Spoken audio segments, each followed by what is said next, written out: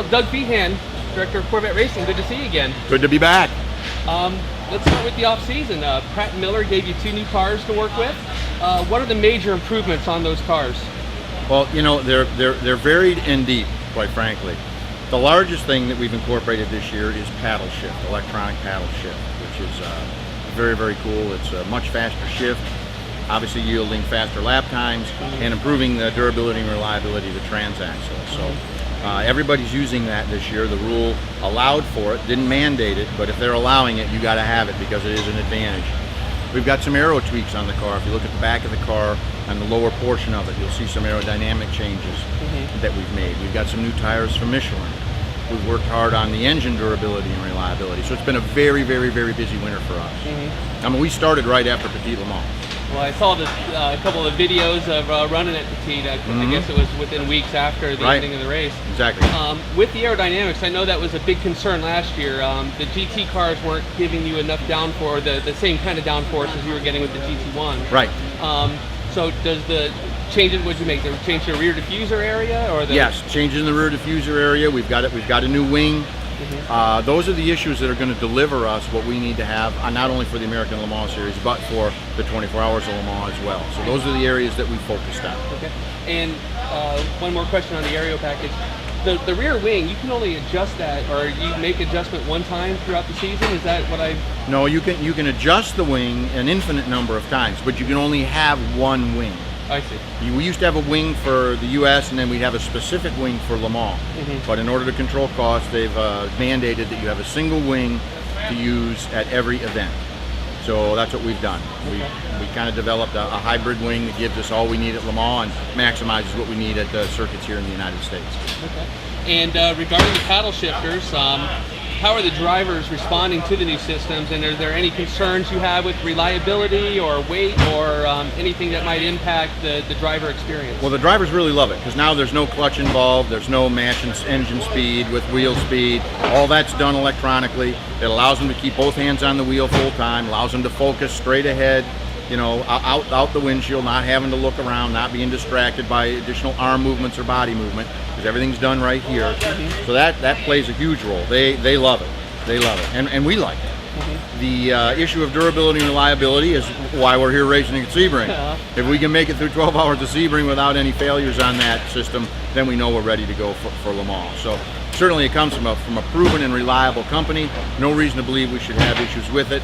We haven't had any in our testing, so we're looking forward to having a successful run with it. Yeah. As you talk about Cascade Engineering, a couple years ago the stock street cars got a paddle shift transmission, and now we see the race car getting.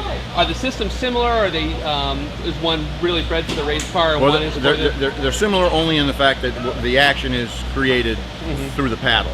Keep in mind the paddle shift is on the automatic in the US car, and the paddle shift here is on a manual transmission. So in concept they're the same. In other words, both hands on the wheel, you know, using your hands to shift the car without ever taking them off the wheel. But that's pretty much as far as it goes. But the concept is exactly the same. I mean, the reason that you go to paddle shift is just for that, more driver control. And the drivers who had that in the production car really love it. So, you know, as we advance this, who knows what we're going to see on future Corvettes.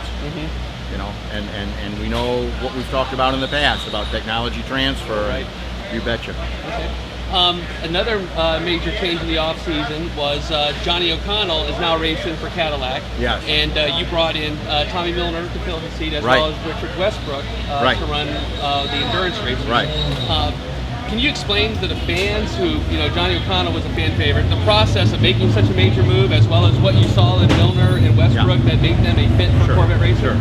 I mean, clearly it would be any fan who has been with us over a period of time knows how difficult a decision any driver change is, especially when you take someone who's been here for 10 years like Johnny, one of the winningest drivers in the world. I mean, it's just, however, when we look at what we're here for, and that's to sell vehicles. Those who may not know, Cadillac has reemerged into the motorsports world with the introduction of their CTSV and the Speed World Challenge. The reason they're doing that is to do what? Same as us, sell cars. They came to us and said, you know what? You have a guy that we need. It's an important program for General Motors. Johnny recognized that. He knows what he accomplished here. Proud of that. Certainly, you know, in a perfect world would have been able to do both. Can't. It was very important to Cadillac to have him go over, along with Andy Pilgrim, another Corvette driver. They're young enough to attract young buyers, and not too old as to put those young buyers off, and not too young as to offend our older buyers. Right. They're a perfect marketing match. They're both tremendous spokespersons. They match up tremendously well with the existing Cadillac demo and what we hope is our future little lower age group demo with Cadillac. It was the logical choice for them. It was hard for us to let him go, but in the greater good, we're here to sell cars and take the corporation forward. You swallow hard, you make those tough decisions. That then opened the door for looking for a new driver. We don't have a tremendous amount of pressure on us to have a U.S. driver. We know the importance of doing that, but at the end of the day, we want the best. Well, we tested a litany of drivers, went through them all, and Tommy Milner, being American, tested to be the best. Not only that, but he's the kind of young man that assimilates well with our customer. He's well-spoken, bright, intelligent, melds tremendously well within the team. He's just a great guy, just like all our drivers have been. He was the perfect match. We're blessed to have him, and he's young enough that we hope he has a very, very long run with us. So those are the reasons that basically created the situation where Johnny needed to go to Cadillac and we needed to replace him on Corvette. Now, the Cadillac is prepped by Pratt & Miller as well. Yes. And I've seen a couple of the videos, and I see some very familiar faces from Corvette Racing now on the crew of the Cadillac. Yes. And I believe one of those changes was a crew chief, Mike West. Mike West, from a couple years ago. He was crew chief on the 4-car, and now is over running that deal at Cadillac. Once again, just like drivers, you have to find the best match to optimize the program. The Cadillac program is a slightly smaller program because those races are only, I think, 50 minutes long, less than an hour, okay? So it doesn't take the amount of crew people it does to run a 12-hour endurance race. So you pick your very best, you get them over there, they create a leadership role, and that becomes a training ground for all our younger people. So again, moving personnel around to maximize the position, and at the end of the day, sell cars. During the winter training here, the winter practice runs, Corvettes did very well, finishing first in the 4 practice sessions.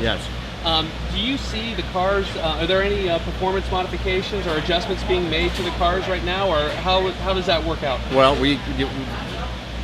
anytime you have a new race car, anytime you have a race car, it's continuous development. I mean, as old as the GT1 car was, we learned something every time we went out, and we continuously improved the vehicle. Better. We do that every day here on the GT car. And quite frankly, because we don't have a very big book written on the GT car, we have a lot more to learn. So we're learning at a much more exponential pace. And that's always the way it is at the beginning. Then that kind of tapers off, and then the learning curve is pretty much gradual as you go forward with the life of the vehicle. My question was really in regards to, are you going to be carrying ballast or any kinds of additional weight as you did last year? Right now we are carrying 15 extra kilograms for a rules interpretation on a main journal bearing size, but I think we're going to see that before we get to Le Mans. That'll probably change, and we'll probably be at equal weight with the other competitors. And right now we weigh 15 kilograms more than everyone. Okay. And this race brings a new fuel or an old fuel back into the mix. Can you tell us about E10 versus E85 for Sebring? Yes, E10 is what we're running here. That was not our first choice. We are an E85, cellulosic E85 team, and we wanted to stay with that. However, this year, there's I think 30 or 34 teams coming from Europe to race here, because this race has become part of an international championship, the International Le Mans Series. Now, in the International Le Mans Series, they don't run E85, they only run E10. There is a slight performance difference between those two fuels. Technologically speaking, the gasoline cars get a 2% larger restrictor, 2%, than do the E85 cars. So we immediately had to go back into dyno and run the 2% larger restrictor on gas and run the E85 restrictor. We looked at that, and guess what? They were pretty much the same. It didn't make a whole lot of difference. However, what does make a difference is the increased fuel load that you carry with E85. Because you carry 110 liters versus 90 liters, which at full fuel makes your car weigh 36.5 pounds more than the competition. Putting that into the simulator, that looks like it's about 0.15 seconds a lap difference here on full fuel. That's a performance advantage we couldn't afford to give up. So until such a time as the rules get equated and they compensate for that weight, we're going to be forced to run the E10 to stay competitive. And we're going to do that. But we along with all the, I mean, everyone but Ferrari has gone to E10 because of that performance advantage. And they don't want to be there. We want to be running E85. So we're hoping that, and how the series works and how the rules are written is they implement a rule, they see what the impact is, they move cautiously, they move carefully, they'll view what the impact is here, they'll go back and I'm sure they'll reevaluate that situation. And I think at the end of the day, we're going to see a good outcome. And I think we'll see that a weight compensation be integrated into the rules that causes that to be equal as well, and then we'll be able to go back to the E85. Is the E10 something then that we're going to see probably here and petite only, or do we also see it on a couple of other? I think for right now we're going to see E10 here for sure. That's what we're running. It may get changed as early as long. So we'll see. When they have enough time that they think they have enough data to properly reevaluate the rule, they'll make a good decision, and then we'll go ahead and conform with that. You also have a competitor that's also a partner, the Labarcar. Yes. That's going to be running in the amateur class of GT. Yes. Yes. Tell me about that situation. And I know that Gavin and a couple of guys have been working with the car as well to shake it down for them. Yes. And we really don't. Any Corvette that races, we don't consider to be competition. We consider to be a team member. So it's only important to the corporation, to Chevrolet, and to Corvette to have Corvettes do as well as they can. If that happens to be us, terrific. But if it's someone else, hey, we love that. So you see their paddock right next to us. They purchased one of our cars from last year. That's the number 3 car, right? The number 3 car. We're working very closely with them to maximize their level of performance here, and they're going to be competing in the International Le Mans Challenge. Right. So they're going to be one of these global teams. So yes, indeed, we can look at them as our international teammate. Okay. Very good.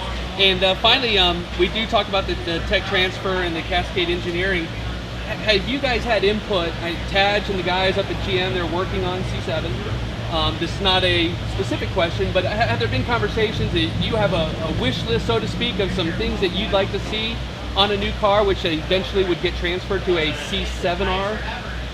I can tell you this, that Taj's group has a constant and open line of communication with the race engineering group. And we have conversations virtually every day on things that they're trying to do to help us and things we're trying to do to help them in the design and the build of the new C7. You can rest assured that C7 will be the next generation of street racer based on what we're learning here. You betcha. Taj gets it, baby, let me tell you. He's switched on. He knows how to get the job done, and he's a tremendous advocate in what racing can do to improve the breed. And like I said, that communication is open on almost a daily basis. Okay. Well, Doug Fehan, I appreciate the time talking to us. Good luck this weekend, and we'll be following you. We never turn that down. Absolutely. Thanks. All right, thank you. Bye-bye.